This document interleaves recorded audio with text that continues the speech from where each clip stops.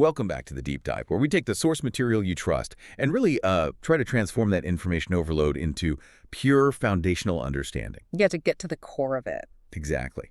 And today, we are wading into what is, it's arguably the most persistent source of anxiety for parents of young children. Oh, absolutely. The daily struggle at the high chair. Yes. It is truly a remarkable phenomenon. When you look at the energy dedicated globally to just, the daily negotiation of feeding a child between 1 and 3, it consumes a vast amount of parental emotional bandwidth. For a lot of people, it feels like the single most demanding part of early parenthood. It really does. And we had a fantastic, really deep stack of source material focused specifically on this age group, the toddlers, the so-called teenagers, and why their eating habits feel so uniquely chaotic. Right. And if you're listening and nodding along right now because your child is refusing food they loved yesterday, or if their appetite just disappears for 24 hours only to come back, ravenous the next day. Or the food throwing. Let's not forget the food throwing. Oh, the throwing. Or that sudden dramatic rejection of a meal they've always loved. If that's you, know this. You are hitting every single classic symptom. And the immediate, the instinctive reaction for any adult is worry. It's panic. Yeah, you jump to the worst case scenario. You do. You think, are they getting enough nutrition? Is this the start of a lifelong struggle? Am I fundamentally failing at the task of nourishing my child? Right. But the immediate foundational insight our sources gave us is, well, it's the exact opposite of that panic. Okay, let's unpack this right away because this is so important. The source material provides this really profound reframing. It does. This common struggle is not a sign of parental failure. It's not a sign of your kid being willfully defiant. It is unequivocally a natural process of development. And that reframing is everything. It changes the entire game. Totally. When you view these behaviors, the refusal, the inconsistency, even all the mess, not as resistance that you need to fight, but as milestones that need to be supported, it fundamentally changes the dynamic at the table. So our mission in this deep dive is really to move past that anxiety. We want to provide the deep science-based clarity on the why behind all this erratic behavior. We're going to cover the developmental skills they're mastering, the physiological shifts driving their appetite, and critically, how to define the right roles for parents and children at the table. We want you to feel informed, equipped, and maybe most importantly, calm. Calm, yes. Let's jump straight into section 1, because the moment we look at eating through the lens of a toddler, everything changes. It really does. The primary insight here is that for children under 3, eating is profoundly about learning. It's not just about sustenance. That's where the misunderstanding so often begins. For us, for adults, eating is functional. It's kind of a mechanical process we do quickly to refuel and get on with our day. Right. We don't even think about it. We don't. But for a toddler, eating is one of the most demanding, multisensory, and physically complex activities they do all day. It's a core curriculum of development happening right there in the high chair. A core curriculum. I love that. So it's not just chewing and swallowing. It's this complex symphony of new skills they're actively trying to integrate and master, all while, sitting still enough to do it. Yes. And our sources identify 4 crucial, distinct areas of learning that every child is simultaneously trying to master during mealtimes. Okay, what's the first one? The first area is purely sensory experience and oral mapping. Oral mapping. Exactly. We take our sensory system completely for granted. For a toddler, every single item you introduce is a new data point. They're learning how food feels in the mouth, the texture, the temperature, its consistency, how it moves. So, is it smooth and slick like a yogurt, or is it rough and crumbly like a piece of toast? Precisely. And this is deeply neurological. It's not just about taste. If you think about the neurological mapping, the mouth and tongue have this huge concentration of nerve endings. Right, they're incredibly sensitive. Incredibly. Which means the sensory load of a single bite of food, the temperature of the soup, that, unexpected sliminess of a mushroom, it can be absolutely overwhelming for them. So they're building this internal database in a way. That's a perfect way to put it. They're building a database of food safety. A child has to repeatedly process, okay, this substance, it feels this way in my mouth, it requires this much effort to chew, and it's safe. I see. So if they refuse a food, it's often because they haven't successfully completed the neurological mapping for that item yet. They just need more time and repeated non-stressful exposure to map it out. That helps explain so much. Yeah. Like why their texture preferences seem to shift so dramatically. They might love the wet crunch of a cucumber one day, but if they're tired the next day, that same exact texture might just register as too intense or like too much work. Exactly. Too much effort. And that leads us right into the second area of learning, which is motor skills coordination. The actual mechanics of it. The mechanics of chewing and swallowing. This is a massive coordinated effort. It involves over 20 different muscles. They're moving from that simple sucking reflex they had as an infant to a mature rotary or circular chew pattern. Which they need, right, for tougher foods. They need it for grinding complex proteins and fibers, and I think we often forget that they are literally practicing these skills. We just assume if they can hold a spoon, they can chew, but it's a completely different level of coordination. A different ball game. It is. I mean, think of the internal coordination required to simultaneously position the food between the molars, keep it from falling out the front of your mouth, mix it with saliva, form it into a little ball, a bolus, and then initiate the swallow reflex. And all without choking. All without choking. It's incredible. So if they're pushing food away, they might not be rejecting the taste. They might just be physically tired from the sheer effort it takes to process that specific food's density. They're constantly refining this internal fine motor skill, and that practice is exhausting. Which flows seamlessly into the third area, which is about their whole body, not just their mouth. It's learning how to control their entire body. Yes. Our sources really emphasize posture here. Posture control is essential. It's the foundation. To eat safely and efficiently, a child needs a stable, strong core. They have to maintain a steady trunk so that their hands and jaw can do these really fine motor tasks effectively. So if they're slouching or tired. If you're slouching or tired or leaning, their core muscles are fatigued. And the act of eating just becomes so much harder. It's like trying to thread a needle while you're standing on one leg. That's a great analogy. Yeah. So when a toddler is squirming or leaning all over the tray, it might just be a signal that the physical effort of simply sitting upright for that long is reaching its limit. Absolutely. They're trying to get comfortable, but that breaks down the efficiency of the whole eating process. The sustained effort of sitting, coordinating, and processing is a full body workout for them. Wow. And then on top of all that, we get to the fourth area, which is the emotional and social core of the whole mealtime battle. Okay, it's learning how to express independence, autonomy, and communication. The classic power struggle. This is where the child realizes they have true, fundamental control over two critical things: what goes into their mouth and their own body. And food is the perfect vehicle for this developmental stage. It happens so quickly. A child realizes, I can choose to open my mouth, or I can choose to keep it clamped shut, and nobody, not even the strongest adult, can force me to swallow. And that's not a bad thing, right? That assertion of will. No, it's healthy. It's the burgeoning self, the desire for agency, but when that desire for autonomy clashes with the parent's biological imperative to nourish their child, that's where we get the conflict. Right. And that realization leads to what the sources call the essential aha moment, which is decoding what that toddler behavior really means. Yes. When food is pushed away or thrown, what is the child really trying to communicate? Because it seems like it's rarely just, I don't like broccoli. That's the critical shift in perspective we have to make. We have to stop projecting our adult intentions, which are rooted in taste or preference, onto their behavior. We need to start interpreting the behavior as a signal about their current physical or emotional status. Okay, so the sources list 4 primary signals they might be sending, none of which are about taste. Number 1 is just, I'm tired. Yes. And given the exhausting nature of all those sensory and motor skills we just discussed, it makes perfect sense. If a child is already cranky, they will instinctively shut down a high-effort task like eating and prioritize rest or comfort. Okay, that's a big one. What's number 2? Number 2, I want control. This links directly to that autonomy piece. They might actually enjoy the food, but they realize that if they reject it, they get an immediate reaction and regain control of the situation. And that's when you see the more aggressive refusal, like throwing food or a really strong no. Exactly. Then there's number 3. This texture or temperature is too much right now. This isn't a permanent rejection. It's just temporary sensory overload. So maybe the food is a little hotter than usual, or the mashed potatoes are runnier than they're used to? Yes, exactly. They just need a little time and space to process that new or slightly different input. And number 4 is maybe the simplest one. I've already had enough.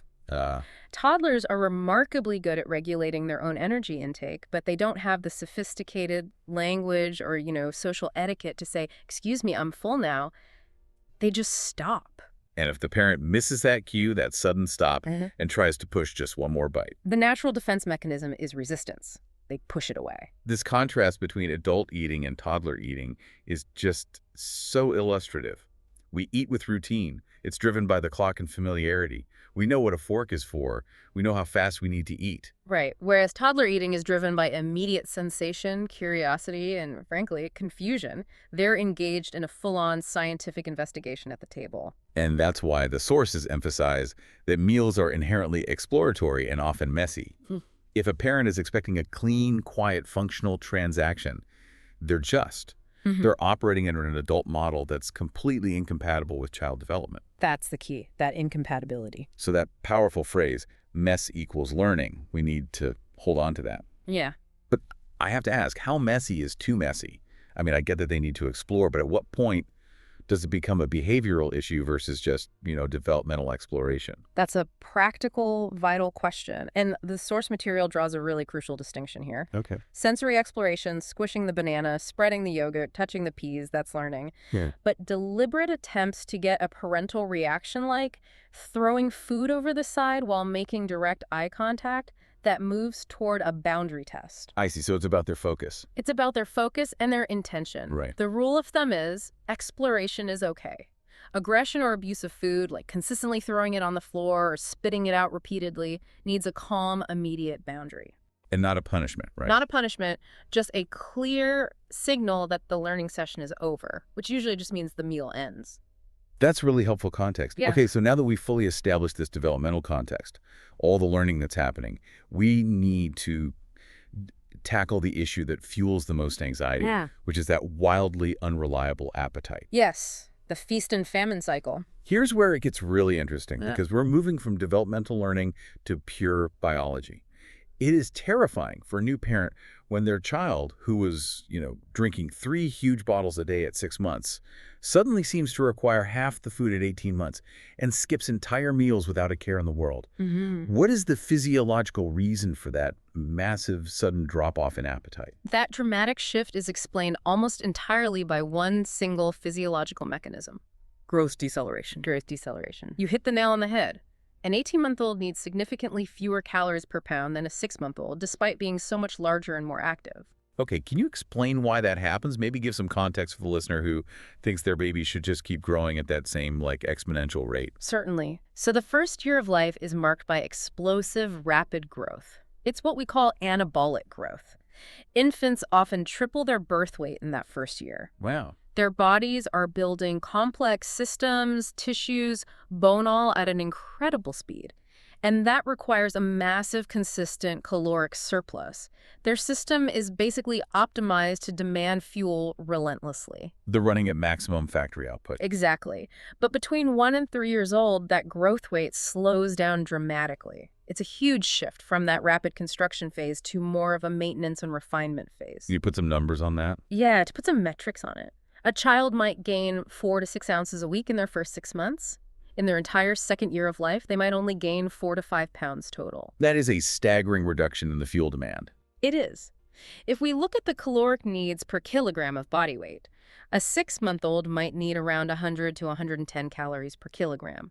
An 18-month-old needs closer to 80 to 90. The body's it's successfully built the primary structure and is now just performing maintenance and slow, steady growth. Okay, so the resulting appetite shift then makes perfect biological sense. Yeah. Because the growth slows, the body's internal demand signal naturally becomes, smaller and, crucially, more irregular. More irregular is the key phrase. The sources reinforce this over and over. The extreme variability, that feast or famine cycle, is not bad behavior. It's not stubbornness. It is simply normal physiology. That's a huge relief to hear. The child's body is so incredibly sophisticated that it dictates its own needs over a period of days or even a week, not within the tight constraints of a single 24-hour window that we adults are so accustomed to. So if they eat a huge lunch and then refuse dinner, they haven't failed the day's intake. Not at all. They just front-loaded their fuel needs for the day. Their system is regulating itself over the long haul. A parent who is focused on that tiny snapshot of one empty plate at dinner is naturally going to panic. Right. But a parent who is focused on the child's energy levels, their growth over time, and their intake over a whole 7-day period, we'll see that the child is doing exactly what their sophisticated biology is telling them to do. But that panic is the problem, right? That's what leads directly to the danger that the sources analyze. Parental pressure. When we see that empty plate, our fear response kicks in, and we translate that fear into coaxing or begging or chasing them with a spoon. This is the critical link that sabotages healthy eating. The parental tendency to panic is completely understandable. It comes from these deeply wired instincts to protect and nourish. Of course. But that anxiety, when it's translated into action, is so counterproductive because it leads to what's called the mechanism of resistance. Okay, let's talk about that resistance mechanism in detail. What is actually happening in the child's body when they feel that pressure? When a parent tries to force intake by, holding their mouth shut, insisting on just one more bite, or turning the meal into a bargain, the child perceives this as a loss of autonomy and, critically, as a source of stress. The body's immediate subconscious response is to activate the sympathetic nervous system. The classic fight-or-flight response. Exactly. Eating should activate the parasympathetic system, the rest and digest system. But pressure triggers the sympathetic system. And when that happens, the body prepares for a perceived danger. It releases stress hormones like cortisol and adrenaline. And what does that do to their physical ability to eat and digest food? It immediately and detrimentally shuts down appetite and inhibits digestion. Wow. Blood flow is diverted away from the stomach and intestinal tract and redirected to the large muscles in the brain, preparing for action. The production of digestive enzymes slows down, gut motility decreases, and the internal signals for hunger are just suppressed. So in that tense moment, when the parent is hovering anxiously with the spoon, the child's internal system is literally declaring an emergency. It's making eating physically and chemically impossible, even if they were hungry just a minute before. It's the ultimate self-defeating loop. The parent pressures the child out of worry, but the pressure itself generates the very stress that inhibits the child's ability to even feel hunger and regulate their intake. It guarantees they eat less. And over time, the long-term consequence is that the child just associates meal times not with nourishment, but with anxiety and control battles. Which is why addressing the actual structure of feeding is so incredibly essential. So if the problem is this conflict between the child's natural physiological needs and the parent's anxiety-driven pressure, then the solution has to be a structural framework that prevents that conflict from ever happening. Yes. This brings us to the core concept in pediatric nutrition, the division of responsibility. This is the cornerstone. The sources call it a powerful idea because it removes the need for negotiation and reestablishes trust. It assigns very clear, mutually exclusive roles, preventing either party from sort of trespassing on the other's domain. Okay, let's delineate these roles explicitly, starting with the parent. Role 1, the parent's role, the controller of context. The parent's job is entirely about managing the external environment and the offerings.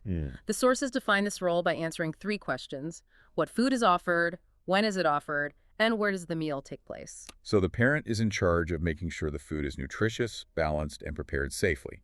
They decide on the menu, and the child doesn't get a vote on that. Absolutely. The parent provides the options. Secondly, they have to maintain a predictable schedule. The when regular meal and snack times is non-negotiable. Why is that so important? Consistency builds security. It allows the child's body to prepare for and expect nourishment at certain times. It actually helps stabilize those erratic appetites over time. And thirdly, the where. We eat at the table, in the high chair, not while chasing them around the living room. That is the complete parental job description. You control the options and the environment. But, and this is the hard part, that means the parent has to completely surrender control over the second role. Precisely.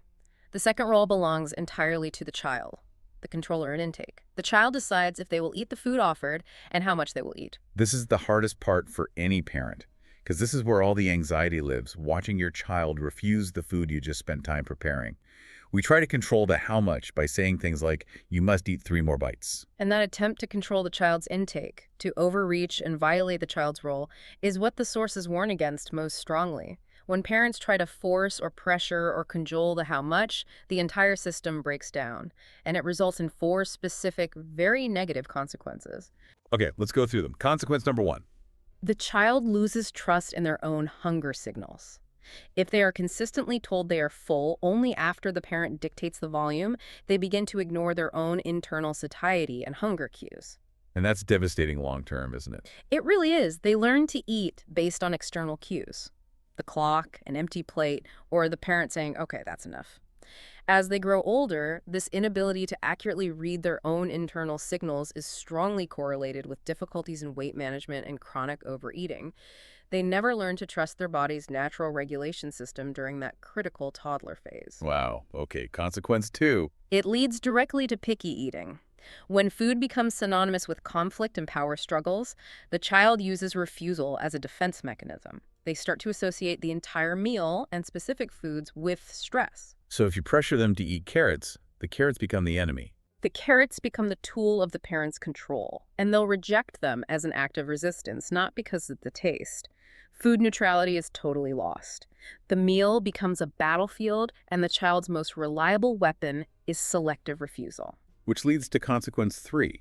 It initiates power struggles at the table. Right. Once the child realizes that refusing just 3 little peas causes 15 minutes of intense parental attention and anxiety, well, they're incentivized to repeat that behavior because it grants them enormous control and attention. The meal becomes an emotional drain instead of a nutritional exchange. The tension just dominates the whole experience. Which, as we already discussed, physiologically shuts down their appetite. It's a vicious cycle. And the fourth consequence is more subtle and long-term.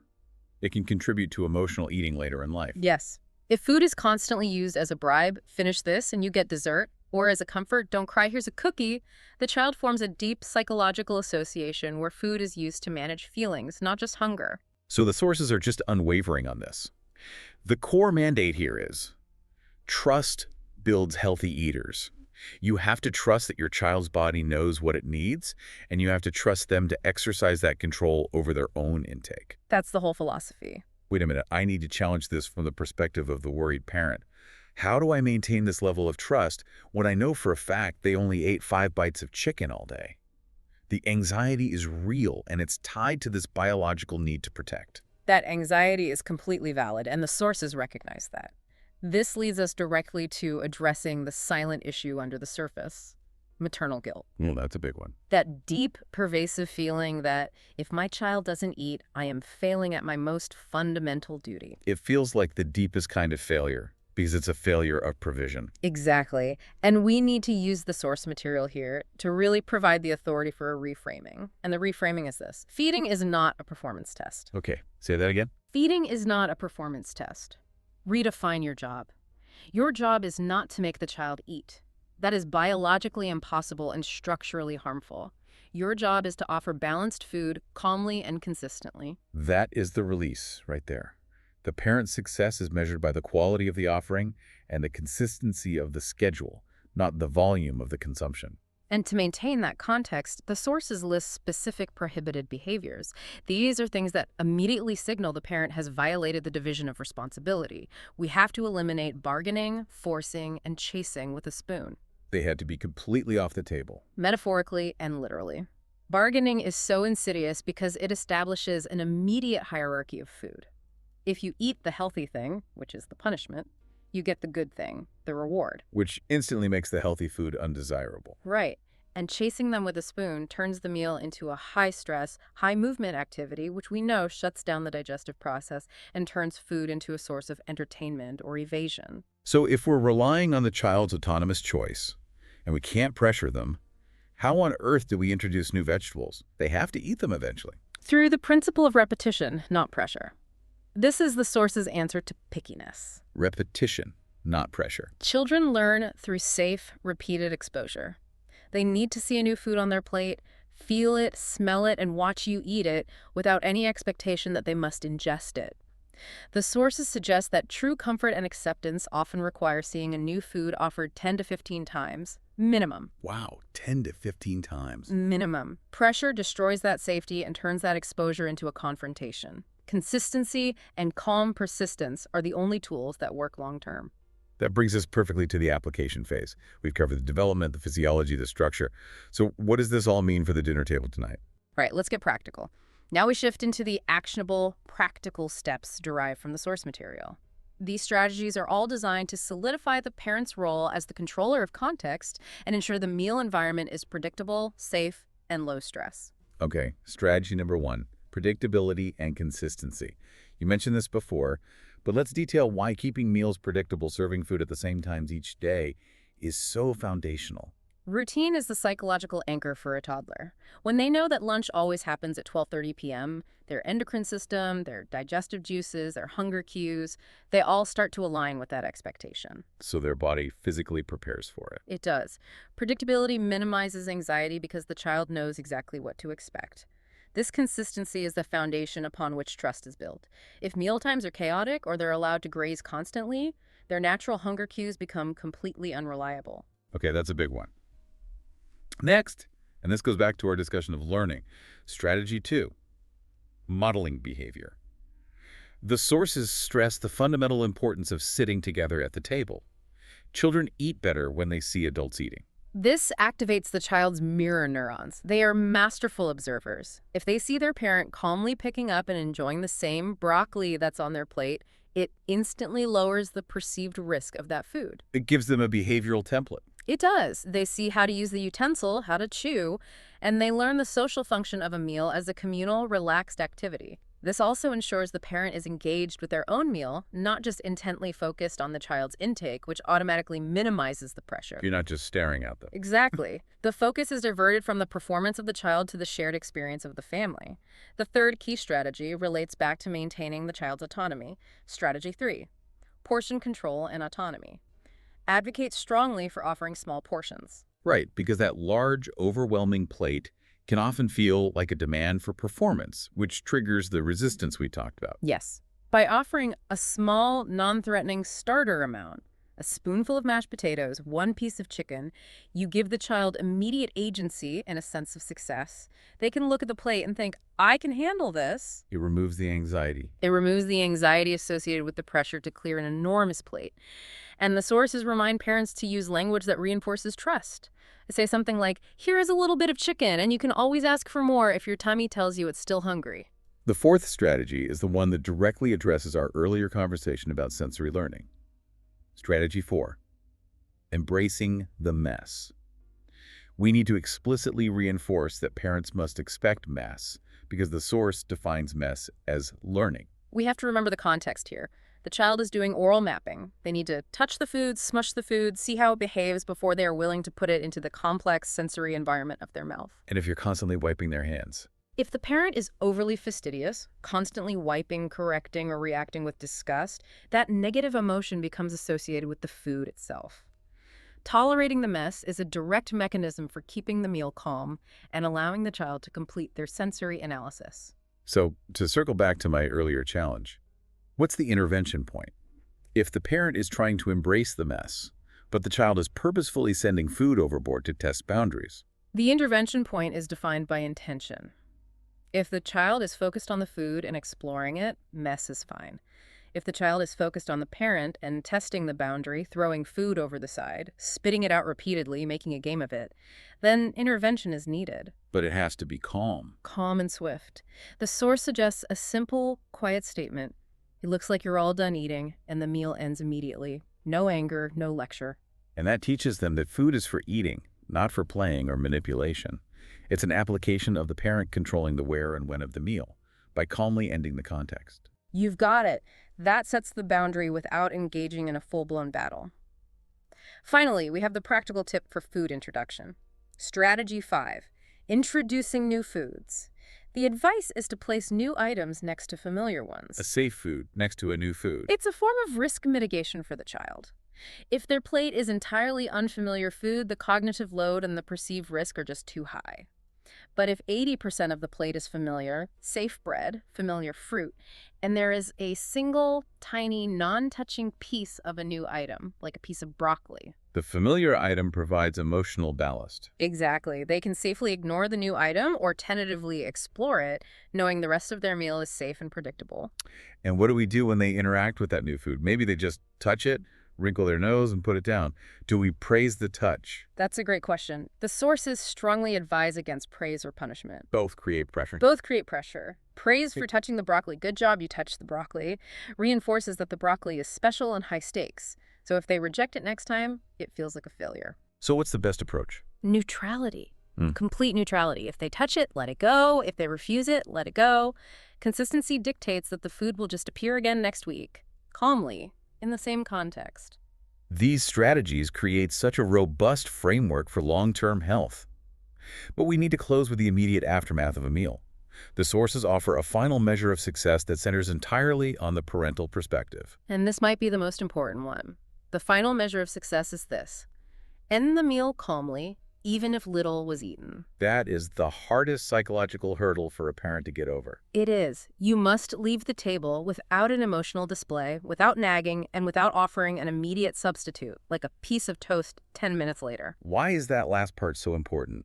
No backup meal. Because if the parent gets upset or offers a backup meal, that negative emotion or the immediate compensation becomes integrated into the meal experience. The child learns, if I hold out, I get something better, or my refusal causes a big reaction. Calmness reinforces that food is neutral. It reinforces the boundaries of the division of responsibility. And critically, it brings us back to that long-term perspective. One meal does not define a child's health. Patterns over weeks matter, not one plate. Right. If they skip dinner tonight, their sophisticated biological system will ensure they compensate tomorrow or the day after. Your job is consistency, not consumption. That calm consistency is the key. It's what builds the trust that allows the child's natural hunger cues to finally flourish. We've covered a massive amount of ground here. We've moved past the worry of the empty plate and into the science of why toddlers eat the way they do. So let's briefly summarize the 3 core shifts in perspective we want you, the listener, to take away from this deep dive. Okay. First, remember that eating for children under 3 is fundamentally a complex developmental skill. It integrates massive sensory, motor, and autonomy practice. Their refusal is almost always a signal about their state, not their taste. Second, that seemingly erratic appetite and the extreme variability, it's rooted in normal physiology. Growth slows down significantly after infancy, which means their caloric demands are smaller, less consistent, and dictated by their body over a period of days, not hours. And most critically, the structural solution to preventing power struggles and fostering long-term healthy eating is the division of responsibility. Parents control the what, when, and where the context, and children must be trusted to control the if and how much the intake. So the overarching philosophy derived from all these sources is pretty clear. Feeding a child under 3 is less about control and more about guidance. It's less about rigid meal-by-meal rules and more about cultivating a deep, long-term trust in your child's ability to regulate their own body. Your job is consistency, not enforcement. Exactly. And that leads us to the final, really powerful summary from the source material for you to internalize and use as your guiding philosophy moving forward. Focus not on the food, but on the mood at the table. Focus not on the volume they consume, but on the validity of their feelings and their deep developmental need for autonomy. The most powerful tool you have at the table to encourage a healthy, lifelong relationship with food is your own demeanor. It's really the one thing you can truly control. And here it is, the final thought. A calm parent creates a calm eater. Your consistency and your calm reaction are the most potent tools in your arsenal. We really hope this deep dive into your sources helps you put the worry away and bring the calm back to your table. Focus on that consistency, maintain your role as the context controller, and just trust the process. Thank you for joining us. We'll be here next time, turning complex subjects into simple, actionable clarity.